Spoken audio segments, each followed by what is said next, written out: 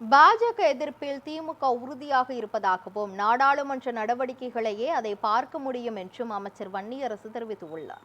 தூத்துக்குடி விமான நிலையத்தில் செய்தியாளர்களிடம் பேசிய அவர், நீட் தேர்வுக்கு எதிராக போராடியவர்களுக்கு ஆதரவு தெரிவித்து முதலமைச்சர் விஜய் அறிக்கை வெளியிட்டுள்ளார் என்றும் குறிப்பிட்டார்.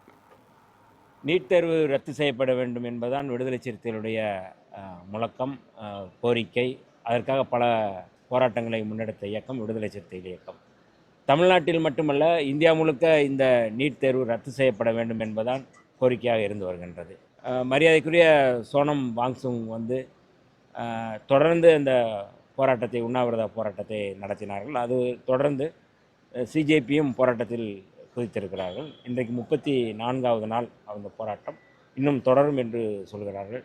இப்பொழுதாவது ஒன்றிய பாஜக அரசு இந்த நீட் தேர்வை ரத்து செய்ய வேண்டும் என்கின்ற கோரிக்கை தமிழ்நாடு முழுக்க, இந்தியா முழுக்க அது எழுப்பப்பட்டு வருகின்றது. தமிழ்நாடு முழுக்க அதுக்கான முன்னெடுப்பை வருகின்ற 27ஆம் தேதி விடுதலை சிறுத்தைகள் சார்பில் போராட்டம் நடைபெறும் என்றும் விடுதலை சிறுத்தைகள் சார்பில் எங்களுடைய தலைவர் அவர்கள் அறிவிக்கப்பட்டிருக்கிறது.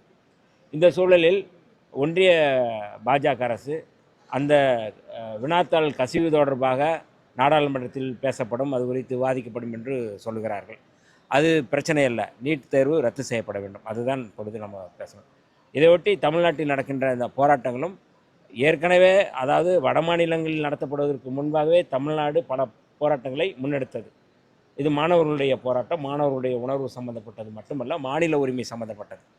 அது பொதுப்பட்டியலில் இருந்து மாநில பட்டியலுக்கு கொண்டு வர வேண்டும் என்கின்ற அந்த போராட்டம் ஒரு நியாயமான போராட்டம். அதில் எந்த மாற்று கருத்தும் இல்லை.